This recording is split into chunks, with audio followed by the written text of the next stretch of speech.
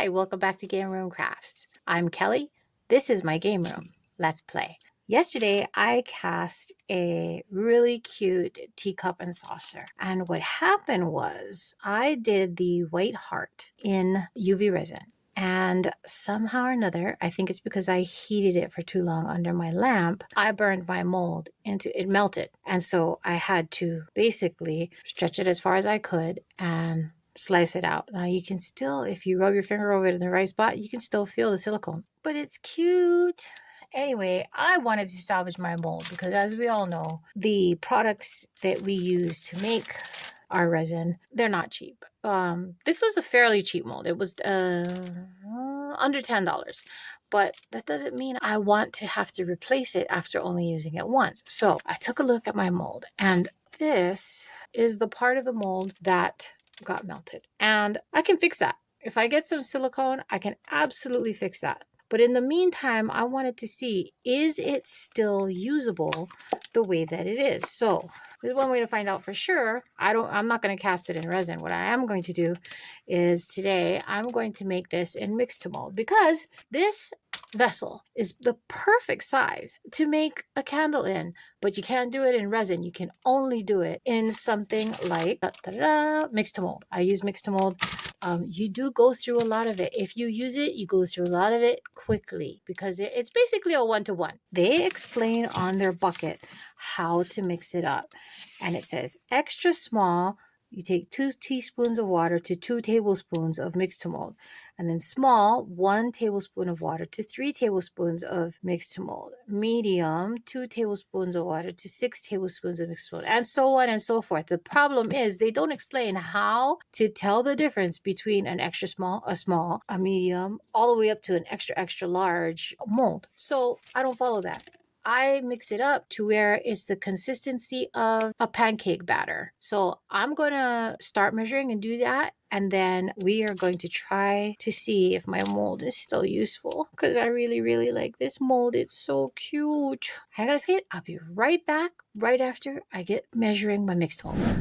Okay, so I'm going to get ready to measure out my mixed mold. I know from casting it yesterday in resin, it takes roughly 110 ml. So I'm going to do that. And I'm going to put the powder in this measuring cup because it's just easier for me. And then I'll pour it into the cup that I'm going to mix in.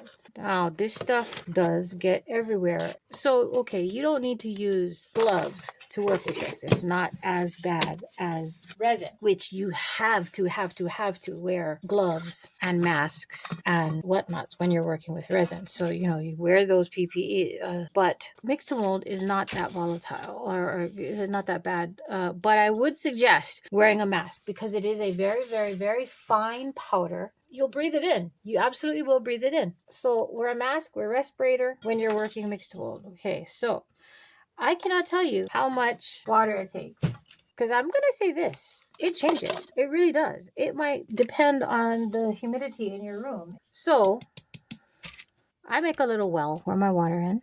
Not all of it. And I stir it.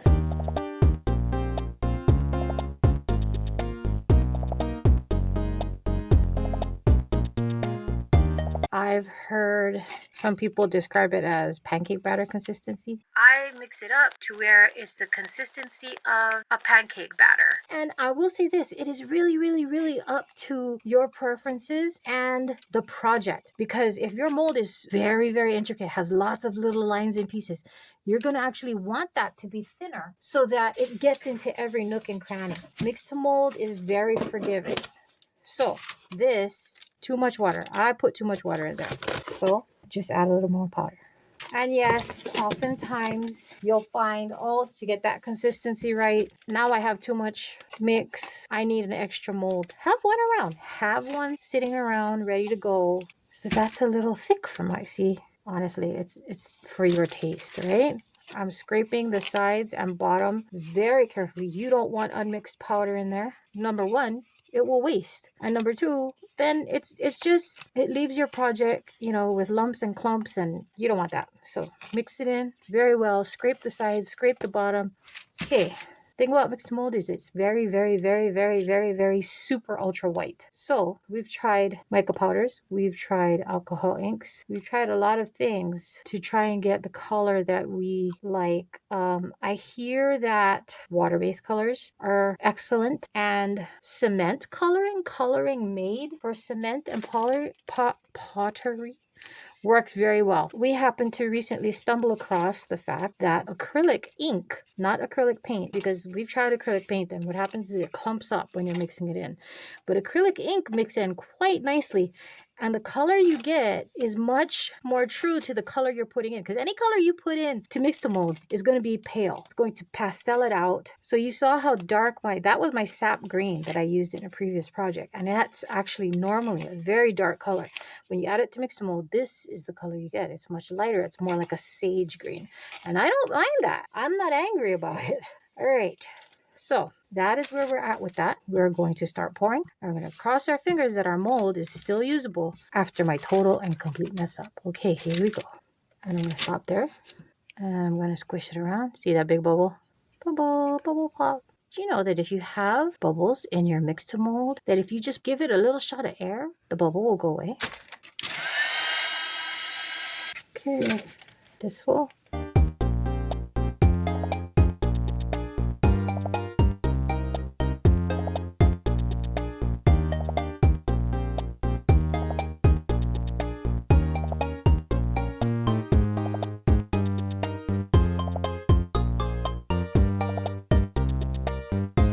I pour my extras in things like this, little flowers, my little diamonds that I use to make my phone holders. You never waste anything that way, and what we end up is really pretty. I've used these roses on the top of jars and pots to kind of give it a little extra pop, you know?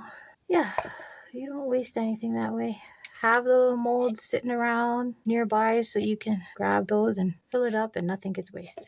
All right, so we're going to cross our fingers that my mold is still viable, and we're going to let these sit. Mix2Mold, I'll usually let it sit for an hour here, and then I will move it over to my curing box, which is just a repurposed food dehydrator, and I'll let it sit for another half hour or so, and then I'll take it out and let it sit for the final hour. I like for them to be really, really solid. Take out all that moisture because then I can seal it faster. You can feel it. When you take Mix2Mold out of the molds, you can feel the moisture in it. It's nice and smooth. It's a beautiful feeling, but it's cold and you'll feel that moisture in it. So I like to put it in the dehydrator. It pulls it all out. And once it's all out and dried, then you can seal it. Also, you know, you can seal the outside and leave the inside unsealed and it will continue to let that moisture out, any moisture in it. Because if you seal it with the moisture in it, that's not going to be a good thing. All right, so we're going to let that sit and we'll come back in a bit and cross our fingers. Okay, see you soon. A little while later. Okay, and we're back, and these done. They are rock solid. We'll do the extras first. Oh, isn't that pretty? Very sweet. Use a little baby wipe and wipe the outside of the mold. Okay. Oh, that is a perfect rose cast. Beautiful. Okay. So that worked.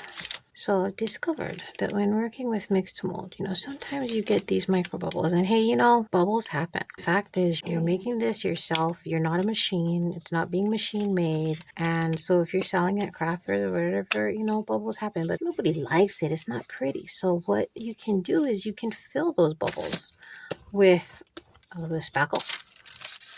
Fill it, let it dry, sand it down because this is Mix2Mold. There's nothing easier than just sanding it out. See that? There's a little lip there. Done. Done, done, done. That's pretty. Oh, I like that. There's a little speckling. Okay, clip off. And okay, so I guess we'll do handle first. Just roll it down. Okay, so remember, the whole purpose was we wanted to see if this was going to ruin our casting. And here it is. You can see there's a little bit of a mark on the heart, but it's not that bad. And as with a bubble, I mean, it happens, but this is Mix2Mold. So This is just a nail file. Emery board. Look, gone. Done. It's fine. So this mold is not wasted, even though I obviously heard it. It's not wasted. And until I can fill the hole with silicone later, I can use this to be casting my Mix2Mold. So here's the thing. They went into the dehydrator for about an hour and a half. I can still feel a little bit of moisture in here. So I would leave it alone for today or pop it back in my dehydrator. And oh look, see, there's a little bit of overage there in the handle. Done. Done, done, done. So, like I said, you can either pop it back in your dehydrator or curing box, whatever you're using, or you can just let it sit. And tomorrow you take your sealer. There are several on the market that you can use. J. Diction has a beautiful gloss sealer that everyone loves to use on these Mix2Mold things. That's fine. I found this at Michael's. Deco Art Duraclear. That works perfectly fine. But this I like. And I just rub it on. I'll show you because I am not a fan of brush marks. No, I am not. And when you use this, you will get brush marks. There's no getting around it. So what I do is I'm going to leave the bottom unsealed so that it can still dry for today. But here's the deal. I just stick my finger in that pot and I just rub it around. No brush marks. And this stuff dries fast. Anything you put on Mix2Mold pretty much dries fast because it's like a sponge. It just sucks it up. And I just rub it in. And like this, you end up with no brush marks at all. And my fingers are wet. So especially that part that I just sanded. I will cover that with the sealer. And by the way, it brings out the color that you mixed into your Mix2Mold when you seal your project. Like here. See, it's on the paler side. And you put in that sealer and it gets darker and it brings out that color that you use. The other thing that you can use, any kind of clear spray sealer. Like I know a lot of people use the Rust-Oleum 2 times clear sealer. I've been using the Hobby Lobby one. Believe it or not, there is a difference between using this and using spray. I don't know why, but yeah, you get a difference in the color saturation and whatnot. And of course, when you use a spray, you're not going to get any brush marks at all. And that's really what you're looking for. So we're going to leave this to dry up. And then later on today, I'll flip it over and do the opposite side. In this case, for the teacup, I wouldn't actually fill it because we're going to probably use it for a candle. Put wax in or use it as a tea light candle holder. See, that's dry already. So here's an empty tea light. Boom. Perfect.